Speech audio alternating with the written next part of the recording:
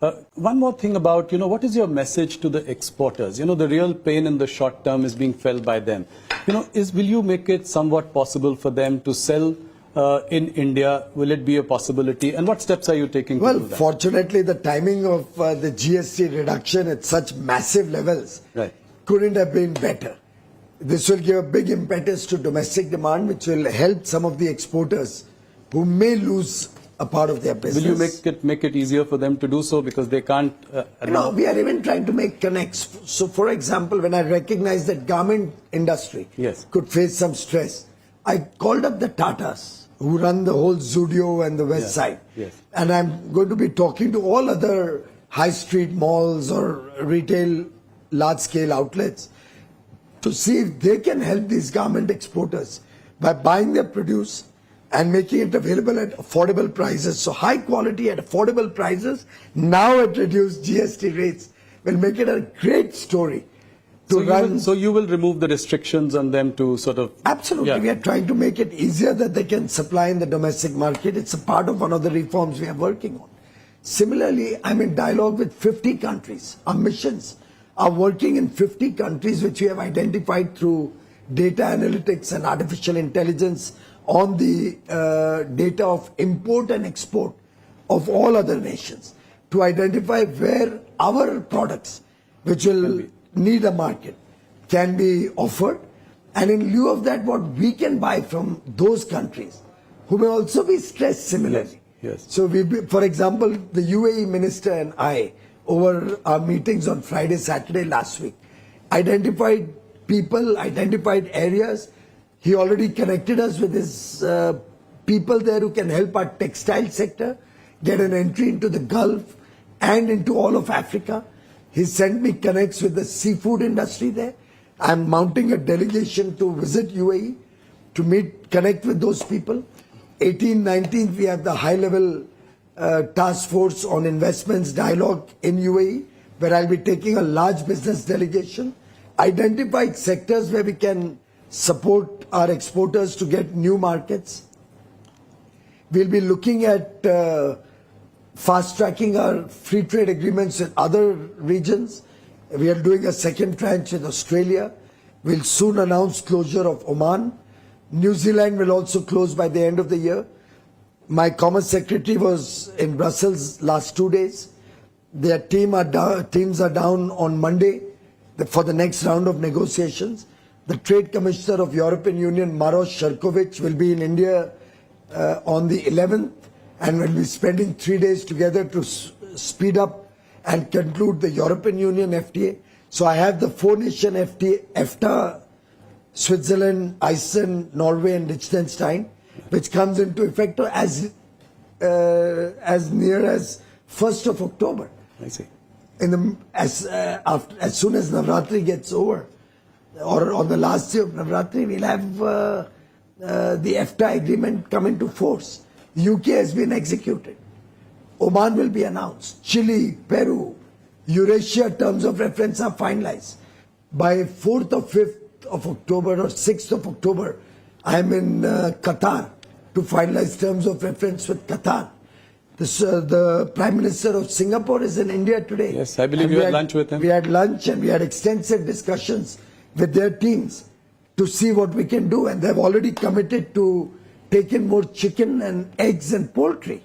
I talked to them about seafood and they said, we love the taste of Indian fish and Indian shrimp.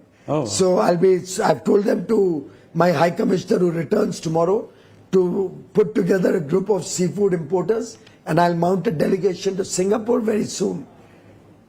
Similarly, Latin America, huge potential for our exporters.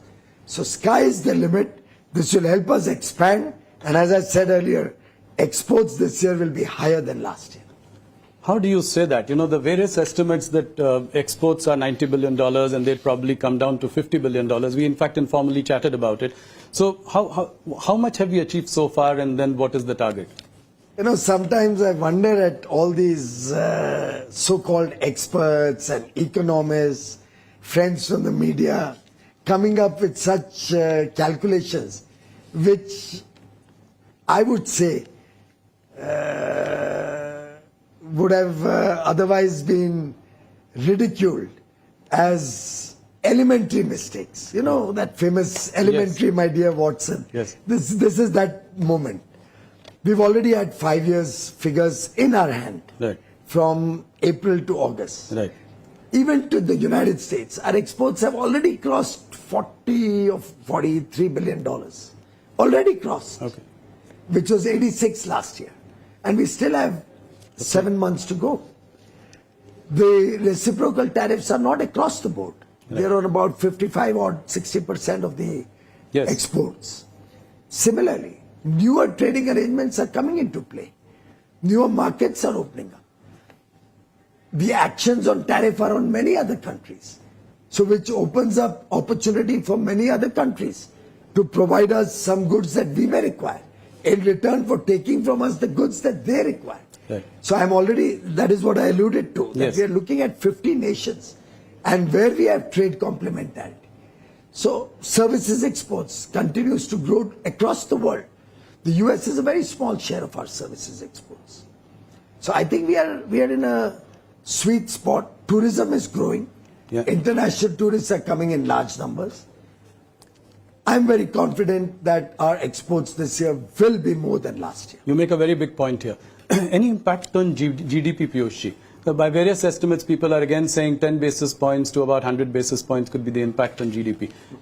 Well, anybody who said 100 basis points, I think you should really bring him on on your show and ask him to justify but that. do you think there is India is predominantly a domestic economy. Right.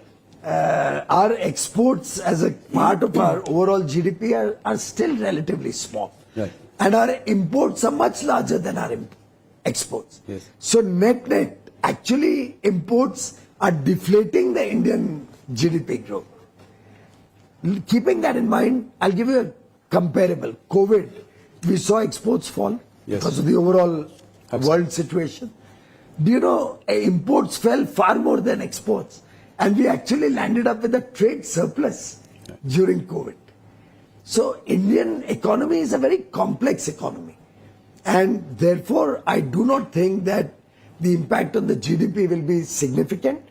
Whatever little impact it could have, and drill it down. Yeah. Drill it down to the goods affected by GST. Within that, you will find gems and jewelries, $13 billion. What's the value add? Still very small. Right. And it's an area where I look for alternate markets in the Gulf, for example, in the eastern part of the world. So we'll be able to make up several products which will have a huge increase in demand domestically. We'll make up for that. The value add, if you see holistically on the total exports impacted by one nation's action, are not significant enough to hurt the Indian GDP story, which is the world's fastest growing large GDP. I'm very confident that collectively with the effort of 140 crore Indians now committed to go Swadeshi, now very, very charged that I will buy goods made in India. And Prime Minister Modi has very nicely defined it. Yes. He said, देश की मिट्टी में बना माल और देश के हमारे भाई बहनों के खून पसीने से बना हुआ माल. Yes. Yani goods made on Indian soil by the sweat and toil of our Indian labor, Indian workers. The ownership doesn't matter. Doesn't matter. Yeah. That's Let the investment come from all over the world. Yes. As long as it adds jobs, economic activity in India, it's a made in India product. And by the way, if you see Prime Minister Modi's work, you will see in that the vision and mission of Mahatma Gandhi. Mahatma Gandhi wanted Swachhata. For years the nation yearned for that Swachhata, desired it, but never saw it. We would praise Singapore. We would praise other parts of the world, Europe, America, UAE. But nobody did anything about Swachhata till Prime Minister Modi came into government. Mahatma Gandhi's mission used to be Swachhata. Mahatma Gandhi wanted everybody to have a decent place for their daily routines. Pradhan Mantri Modi built 12 crore toilets, took a toilet to every school, every college. so that nobody has to face the dignity of going into the fields for their daily Of course. routines. No, that is a big initiative. Mahatma Gandhi always spoke about Swadeshi. Yes. He actually built the freedom movement around Swadeshi. Lokmanya Tilak was a big proponent of Swadeshi. He always wore khadi. Mahatma Gandhi ji, Sardar Vallabhbhai Patel, they all promoted khadi. After independence, the first prime minister to promote khadi, or rather I would say the second, after Lal Bahadur Shastri, is Prime Minister Modi. And relentlessly he has promoted khadi. Relentlessly he's been in the pursuit of Swadeshi. Absolutely. And now the nation has risen as one to promote Swadeshi. I appeal through your channel. Yes. All our Indian brothers and sisters, all viewers of Network 18, please commit yourself to Swadeshi.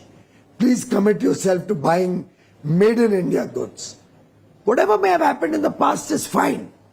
At least in the future, let's all go for Swadeshi. That's a very